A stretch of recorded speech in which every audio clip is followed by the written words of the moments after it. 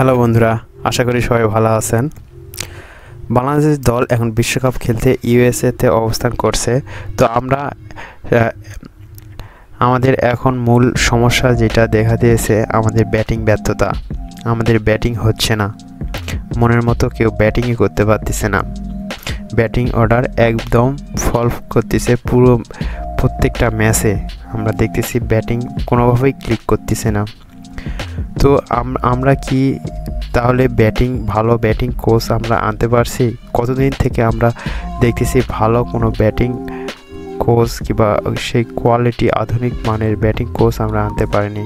বিশেষ করে আমরা বোলিং কোচ আমরা ভালো বোলিং কোচ নিয়ে আসছি। আমাদের বোলিং ইউনিটটা এখন দেখুন কত স্ট্রং। আমরা যেখানে ভাবতাম 140-45 কিলোমিটার পার আওয়ারে আমাদের ছেলেরা বল করবে এমন শক্তি আমাদের নেই, কিন্তু এখন দেখেন তারা 140-50 কিলোমিটার পার আওয়ারে বল করতেছে। এটা কোচের দ্বারাই সম্ভব। তো আমাদের সেরকম ব্যাটিং কোচ আমরা ভালো আনতে পারিনি। বিশেষ করে আমি যদি বলতে চাই, নীল ম্যাকেঞ্জি যাওয়ার পর থেকে আমরা তেমন কোনো ব্যাটিং কোচ বাংলাদেশ দলের সঙ্গে কাজ করতে দেখিনি। সে থাকতে যেমন প্রত্যেকটা ভেন্যু নিয়ে কাজ করতেন, কিভাবে রান বের করতে হবে, কোন সাইডে কীভাবে খেলতে হবে, বিশেষ করে আলাদা করে প্লেয়ারদেরকে নিয়ে কাজ করতেন। বিশেষ করে যারা অফ ফর্মে থাকেন তাদেরকে নিয়ে তিনি আলাদাভাবে কাজ করেন। আমার মনে আছে লিটন দাসের সঙ্গে তিনি আলাদা কাল্পনিক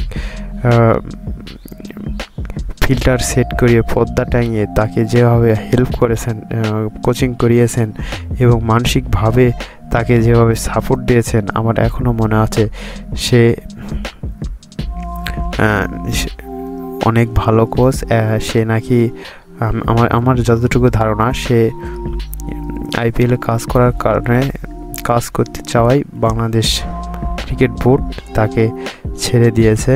তো আমরা আশা করব এরকম আধুনিক মানের কোচ আমাদের দরকার, যারা আমাদের ব্যাটিং ইউনিটটাকে ভালো একটা পজিশনে নিয়ে যাবে। তো আমার মনে হয় আমরা ভালো ব্যাটিং কোচ আনতে পারিনি। আর আমরা ছেলেদেরকে দৌড় দিচ্ছি। এখন ছেলেরা দেখুন নিজেদের ভুল ধরার চেষ্টা করতেছে।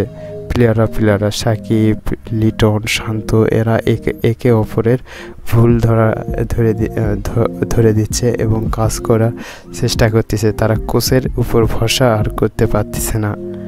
তো সবাইকে ধন্যবাদ। বাংলাদেশ দলের খেলা দেখুন।